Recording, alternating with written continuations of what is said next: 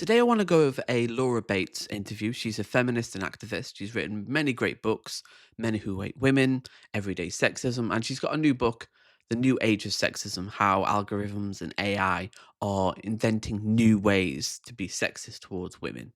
So let's get straight into the interview. It's going to be a good one. Time after time. Laure Bates, hello. Welcome back to PoliticsJOE. How are you? I'm good. Thanks for having me. It's a pleasure. So excited, so glad that you are back.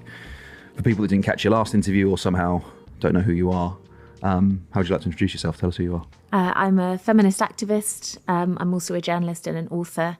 I run a project called the Everyday Sexism Project that takes people's experiences of gender inequality and tries to use them to create real-world change. And the author of The New Age of Sexism. Yes. The title's on the back, but it's actually quite convenient because it means I can hold it up like this, right? This proof version. The New Age of Sexism, How the AI Revolution is Reinventing Misogyny, published yesterday in all good booksellers and probably the bad ones as well. Tell us about the book. What's it about? It's about this moment of unique challenge, opportunity and peril. We are standing on the edge of a precipice where our world is about to be transformed in ways that we cannot yet fully imagine by AI and other emerging technologies. And it's about trying to get people, instead of thinking about the future dystopian risks, of robots wiping out humanity, to think instead about the ways in which those technologies run a very real risk of encoding yesterday's hatred into the foundations of tomorrow's world, the ways in which women and girls and marginalised groups are already being impacted by discriminatory AI without people probably even noticing or realising it's happening, and what we can do about it now to prevent a catastrophe. Is that sort of a product of the biases, the prejudices of the people that are creating these systems, these machines?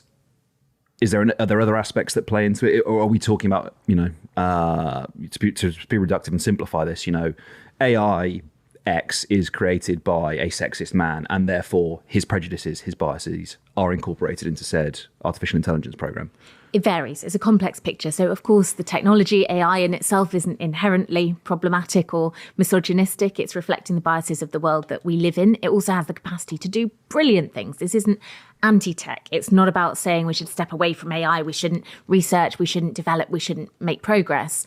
It is about looking at how we do that and who's doing it. So yes, there are some cases where overtly sexist programs and tools are being created by men deliberately. There are cases where tools which have inadvertent impact are being created by teams of overwhelmingly, for example, white men.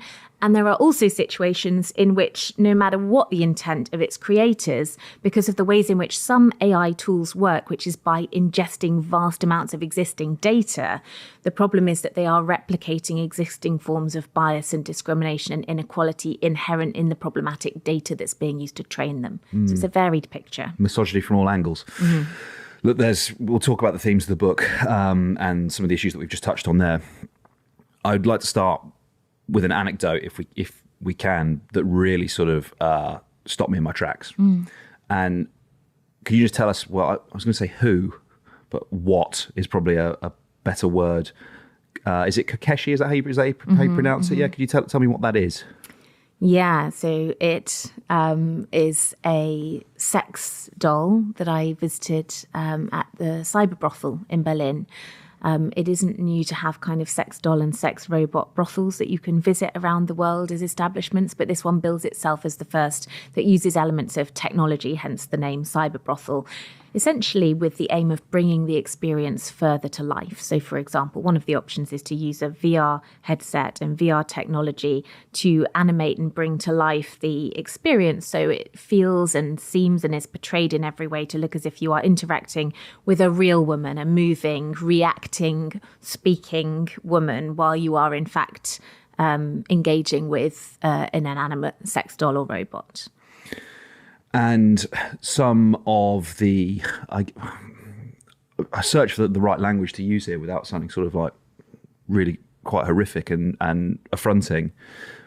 But there's like a menu, right? And you can kind of specify how you want the the robot to be when you arrive? Yeah, I mean, there is a very, I would say, clear theme of misogyny in terms of the way in which they are portrayed. They're deliberately portrayed as hypersexualized, often racialized in particularly racist ways. In this particular establishment, there is one purportedly under a kind of vampire fetish, but essentially that you can have, who is covered in blood. I asked for one to be prepared with ripped and torn clothing just to see if there would be any pushback on that. No questions were asked. And it's really important to say that, you know, this isn't about prudishness. It's not about being anti-sex. There are sex robots being designed that have rape settings, frigid settings that you can switch on so that you can explicitly rape them. They aren't being marketed as masturbation aids. They're being marketed as women. They're being increasingly, the lines are deliberately being blurred to create the sense that this is a woman you can own, but you can do anything that you want to her. You can customize her down to the last detail, freckles, skin tone, face shape. You can also send in a photograph of any woman in the world and have a sex robot made exactly to those specifications to look like her, down to nipple size, down to the shade of exact eye color, without necessarily having consent, which has massive implications, even just for women who are victims of stalkers, for example, for ex-partners of men. I mean, the list goes on and on. So there is extreme misogyny kind of encoded into the basis of much of this technology. I mean, That's incredibly depressing. And it's not the moralistic element, like, oh, it's that says so much how people view women as sex objects, objects of pleasure, objects of ownership. And that's the logical conclusion. It's so dystopian. And yeah, that's I'm kind of speechless. you note in the book how some of the owners make the argument that this in some way might be helpful towards women or other sex workers that essentially, and correct me if I've got their logic wrong, but if you sort of create an outlet for men to enact these violent fantasies, that then they're not enacting them on women in the real world. That's right. And of course, what this relies on is the outdated trope that sexual violence is inherently a masculine attribute, that is just in all men. And all that we can do is try and teach women to protect themselves and keep themselves safe. The privileging of the idea of male entitlement to sexual violence over women's safety.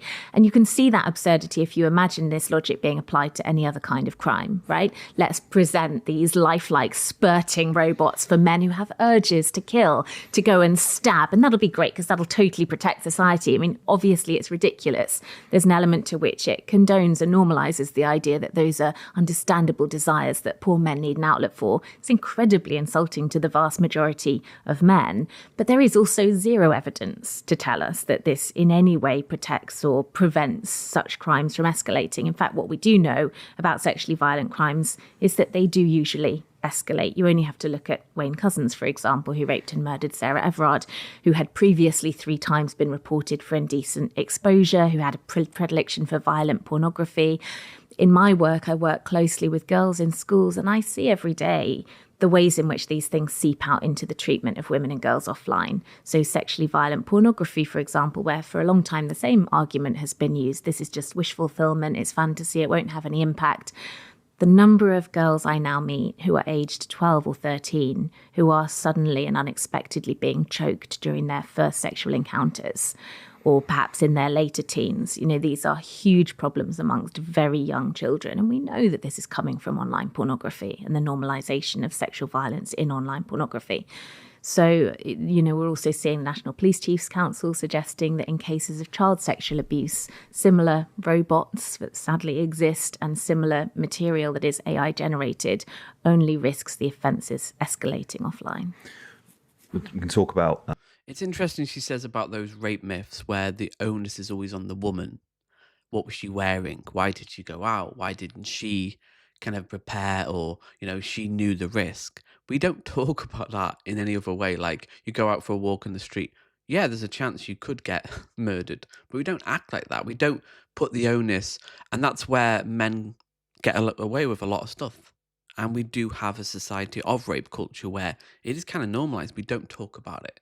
often men don't even know that kind of barrier between consent. Oh, a woman says no, a man's persistent. And yeah, we've still got a long way to go because we don't talk about this stuff now. It's like almost like, feminism's been done. It's gone too far. They say women have too many rights now. Well, clearly not if women are more likely to be victims of sexual assault, murder, domestic violence from a partner or previous partner, AI, deepfakes, more likely to be women, 96%. So many things we need to talk about. And it's interesting because seemingly we can't talk about this anymore because we might upset men. Porn in a minute maybe, but the other sort of maybe end of the spectrum, or rather than being like, oh, there are these violent offenders and this provides them with a healthy outlet instead of actually hurting real world people, is that the other end of the sort of justification axis, if you like, is, oh, this could be a solution to the male loneliness crisis. And I found that quite affronting, just on a sort of, oh, do you know what the answer is to male loneliness? It's sort of like having sex with robots. Is like, what sort of chapter of late stage capitalism are we now in? Where it's like, you don't actually need human connection because we have this sort of AI enabled robotic facsimile of the thing. So don't worry about forming actual meaning lasting connection with another human being. It's overrated. You'll be fine. Yeah It's hard to know. That is incredibly depressing when you think about it. Like massive like male and female loneliness issue, alienation, atomization. What's the answer? Well, we have this $4,000 sex doll. There you go. Doesn't talk back. Meets your every need. I mean, it's so depressing. Even where to begin with that logic. I don't know if it is more insulting to men or to women to suggest that the solution to male loneliness is a pair of silicon tits that can't speak back. I mean, it's so awful for everybody, but also it's so inherent in the products these companies are promoting that marketing speak is absolute nonsense. I mean, we can see very clearly, for example, that they often will talk about loneliness and older men and perhaps men who might have lost their partners, widowers. And then you look at the fact that there are 60-year-old sex dolls. This is not about that. It's about serving up a dehumanized woman on a plate who you can own and do whatever you want to, and then going to extreme lengths to make her seem as real as possible. So when you visit the cyber brothel, the doll or the robot that you're going to visit will send you messages in advance about how excited she is to meet you, about she's so wet, she can't wait for you to arrive. So everything is deliberately aimed towards the blurring of those boundaries. They're encouraging men, other sex robot manufacturers portray their wares as a superior version of women. She won't nag, she won't talk back, she'll never have a headache or say no. It's recycling these outdated, regressive kind of tropes of nagging, annoying women. And here's a better alternative. You can customize her, you can name her, you can determine her personality. She has self-warming, self-lubricating vagina. She has everything the same as a real woman except that pesky detail of consent and the ability to say no. And I guess also perhaps I was going to say it's a more modern trope, but I don't think it is, that it connects to this idea that sort of a man's right to sexual encounters with a woman, right? It's like the underlying logic of a lot of this is, regardless of a man's behavior, you have a right to sex. So, as you were just saying there, it's inconvenient, isn't it, that your potential romantic partner doesn't feel like she wants to have sex with you today. Yeah. And you can just bypass it because actually you're entitled to this thing. Exactly. And of course, in that sense, it overlaps very closely with incel ideology and other forms of extreme misogyny that we are just beginning to grapple with in our society and talk about trying to tackle at the same moment that billions of dollars are being pumped into technologies to make that more possible, more normalized, more widely available. I saw Elon Musk, when he got interviewed by Rishi Sunak, they did like a fireside chat, I think it was a couple of years ago now. And Elon was talking in quite glowing terms about, how an AI could become your best friend. Mm-hmm. And if you were lonely, you could essentially, have an imaginary friend probably isn't the right way to describe it, but you could have someone that you could talk to in your phone, right? And whilst not the majority of people, certainly in the UK, don't have access to these types of brothels, they do have access to forms of AI that essentially are sort of companions and they can talk to, right? And I wonder if one of the real world again, I'm still searching for the language to describe this, because these things are real, right? It's not it's not like happening off in the ether. But if, let's say you've never been in a romantic relationship with someone and your only experience is messaging an AI character, it seems quite clear to me that that's going to lead to a sort of de-skilling of young lads who would possibly be, should be looking to socially interact with romantic partners. That actually it could almost become this kind of feedback loop where they spiral because they can no longer actually interact with the people in the real world that they would like to form a relationship with. Absolutely. So in exactly the same... This just shows you how fascistic and how AI is the devil. If we go down this road, it's going to be so hard to come back. There's been so many cases of like young kids being convinced by AI to kill themselves in America. And it just does not bode well when you think about how we don't socialize. We don't have to socialize. That is a choice now. That's been normalized. You don't have to go out. You don't have to meet people. You can do online dating. You don't even have to have a girlfriend now. You can just be like, yeah, I've got an AI girlfriend. And I don't think it should be shamed, but we have to step back and go, okay, how are we going to regulate these things? What is the outcome? And oh my God, but it's strange to think this is just the beginning, like sex dolls that are real, AI girlfriends that tell you what you want to hear. They don't want pushback. They don't want disagreement. And if you've got women becoming more progressive and men becoming more reactionary, so you have an AI girlfriend who's like, great, yeah, I love Joe Rogan. Andrew Tate is the best. Yeah, abortion is the devil. You're just going to see further away, and yeah, it's not good. Same way that we see on incel forums, for example, young men who struggle socially being taught to believe that the world is inherently programmed against them, that women are inherently evil and misogynistic, which ironically then goes on to compound exactly the kinds of misogyny and issues that are probably at the root of their communication issues in the first place. It's the same thing that we're seeing here. The idea that this somehow helps lonely men by encouraging them and supporting them to work on their relationship and communication skills, of course, does exactly the opposite, because what it presents is a hypersexualized, always available, submissive, amenable, pliable woman who is available to them 24/7. She's never going to disagree with them. She's never going to challenge them. She's never going to have a difference of opinion or a bad day or need a couple of hours to herself. And in that sense, it is training men to think of women in a completely unrealistic way and to have that, again, expectation of a really high level of entitlement to women's bodies, to women's minds. If you think of sex robots as giving men the opportunity to own a woman's body, to do whatever they want with, AI companions really are giving them the opportunity to own her mind. Fuck.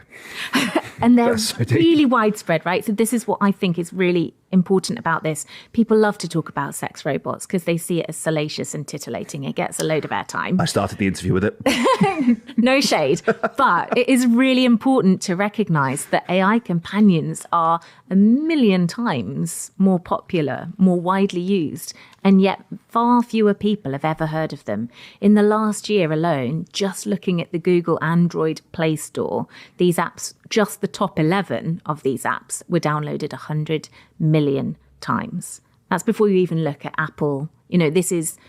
I'm sorry, they should be banned. I'm sorry, it's so anti-human. And again, it comes back to the AI fascism. They don't want, like, it's a hatred of life, isn't it? It's a hatred of interaction, deep hatred of women. Like she says, they don't want any pushback from a woman. They don't want a woman who's a human. They just want a pliable, just will do whatever they're told. Oh my God, it's so depressing. Like, dystopia is already here. Absolutely massive. It's completely widespread. There are entire communities of men on the internet dedicated to abusing these AI girlfriends and showing each other the most depraved ways that they can abuse them physically, sexually, sharing it with each other. it is really worrying that we're not even so much as talking about this. And when we are, people are talking about these great companion apps that are, harmless and available to help people learn how to chat. That's not what they're selling. We've we had Dr. Fiona Gray on here a couple of years ago, and we were talking about online pornography. And when I was sort of trying to present the sort of the challenge or the devil's advocate, whatever you want to call it, to her, I kept sort of, and afterwards I realised this, I kept sort of falling back to this idea that consumers of pornography, or consenting, responsible consumers of pornography, should be able to distinguish between fantasy and reality. And should we not, when we're talking about adults, people who are compos mentis, that at the end of the day, they should know or should be able to draw the line between this isn't a real person, this is a tool, a piece of technology. If I was to make that argument to you now and say, well, all these guys who are just, talking to these robots or bits of software is actually probably a better way of describing it, in these most sort of depraved, base, vulgar ways. Is it not just a fantasy for them? Like, how would you respond to that challenge? There's a whole number of arguments to make here. The first, I think, is the ready availability of these apps, of these forms of technology to children, to people who aren't adults making that decision and who are going to have enormous impact. We know, for example, that over a quarter of children are 12 or younger when they first come across online porn. And Dr. Vera Gray's incredible work has found that 1 in 8 of the videos shown to first-time users of the most easily accessible mainstream porn sites show women being raped or coerced or otherwise illegal acts. So it's not as simple as it sounds, because actually that's not necessarily the way the technology does work, or it isn't necessarily safeguarded and ring-fenced and packaged in that way. We know that it is accessed by young people. We know that it portrays violence. And then, there will of course be adults who are using these things in what you might call a quote unquote responsible way, but there will also be men like Wayne Couzens who aren't. There will also be men who are abusers, where it will normalise and embolden them. And I think that's an incredibly high price to expect women to pay for those other men's sexual satisfaction, in a world in which we know that 1 in 3 women on the planet will be raped or beaten in her lifetime. When I was researching this book, the thing I just came back to again and again was that men's dicks trump women's rights, time after time. So if we... And somehow women have it more freer, they've got more equality, more rights than men now. It just simply isn't true. And this is the difficulty of talking about feminism today, is that people who talk about feminism on the right have never read any feminism. They don't understand what it is. They don't understand the data. They talk about protecting women constantly against immigrants, against transes, but they never talk about protecting women against their partners, their fathers, the church, the school, institutions. And I'll end here. Go and watch the rest of the interview. It's really good. But we've got such a long way to go. And men have issues, but we've got a whole slew of issues now with AI.